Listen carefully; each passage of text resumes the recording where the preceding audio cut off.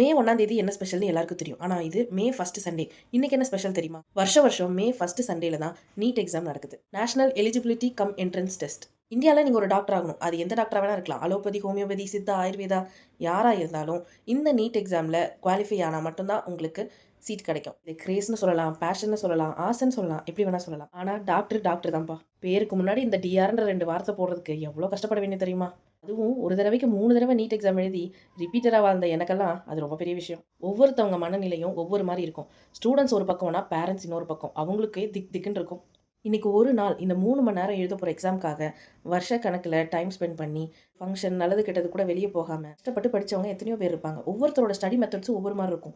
ஒவ்வொரு ஃபேமிலி அவங்க குழந்தைங்கள ஹேண்டில் பண்ற விதமும் ஒவ்வொரு மாரி இருக்கும். எல்லா தரப்பட்ட மக்களும் எழுதுற இந்த எக்ஸாம்ல மார்க் ஒரு பக்கம் இருந்தாலும், காஸ்ட்டும் இந்த ரிசர்வேஷனும் ஒரு மேஜர் ரோல் ப்ளே பண்ணுது. இன்னைக்கு இந்த எக்ஸாம நல்லா எழுதிட்டு, நான் சூப்பரா எழுதிட்டேன்னு சந்தோஷமா வெளிய வரவங்களும் இருப்பாங்க. டைம் லிமிட்டேஷன்ஸ்னாலயோ, இல்ல சரியா ப்ரிப்பேர் பண்ண முடியாம போனனாலயோ, கடைசி நிமிஷம் ஆங்சைட்டி ஸ்ட்ரெஸ்னாலயோ, சரியா எக்ஸாம் எழுதாம வெளிய அழுதுட்டே வரவங்க கூட நெறைய பேர் இருப்பாங்க. எத்தனையோ பேரண்ட்ஸ் அந்த சென்டர்ஸ்க்கு வாசல்ல நம்ம பிள்ளை எப்படி எக்ஸாம் எழுதிட்டு வரப்போறாங்கன்ற பயத்தோட வெயிட் பண்ணிருப்பாங்க. இந்த எக்ஸாம் நீங்க எப்படி எழுதியிருந்தாலும் சரி, சூப்பரா எழுதியிருந்தாலும் சரி, கொஞ்சம் மோசமா எழுதியிருந்தாலும் சரி, ஒரு விஷயத்த மறந்துடாதீங்க. இந்த எக்ஸாம் மட்டும் உங்க வாழ்க்கை கிடையாது. இத தாண்டி உங்க வாழ்க்கையில இன்னும் எவ்வளவோ விஷயம் இருக்கு. மெடிக்கல் ஃபீல்டுங்கிறது ரொம்ப பெருசு. அதுல சாதிக்கிறதுக்கு எத்தனையோ வழி இருக்கு. பேரண்ட்ஸுமே அவங்கவங்க குழந்தைங்கள நல்லபடியா ரிசீவ் பண்ணுங்க. காமா, கம்போஸ்டா ஹேண்டில் பண்ணுங்க. அதுதான் நல்லது.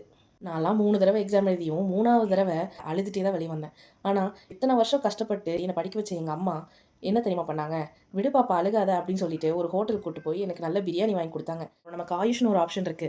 அதுல ட்ரை பண்ணலாம் அப்படின்னு சொல்லி ஹோமியோபதி சீட் வாங்கிட்டு, இப்போ நான் ஒரு ஹோமியோபதி காலேஜ்ல ஃபைனல் இயர் ஸ்டூடெண்ட்டா இருக்கேன். இன்னும் 2 வருஷத்துல நான் ஒரு டாக்டர் ஆகிடுவேன். இந்த எக்ஸாம் ஒண்ணும் இவங்க டேலண்டோட அளவுகோல் கிடையாது. ஒவ்வொருத்தவங்களுக்கும் எவ்வளவோ தனித்திறமைகள் இருக்கு. அது எல்லாத்தையுமே வெளிய கொண்டு வந்து உங்க குழந்தைங்கள நல்லபடியா வழிநடத்த வேண்டியது உங்களோட பொறுப்பு. அதே மாரி ஸ்டூடண்ட்ஸும் தேவையில்லாம எதுவும் யோசிக்காம, எப்படி வாழ்க்கையில முன்னேறலாம் அப்படிங்கிறத மட்டும் யோசிச்சு, ஒரு கோலோட முன்னாடி போங்க. All the best. நல்லா எக்ஸாம் எழுதுங்க. நல்ல ரிசல்ட் வரும். நல்லதே நினைப்போம். நல்லதே நடக்கும்.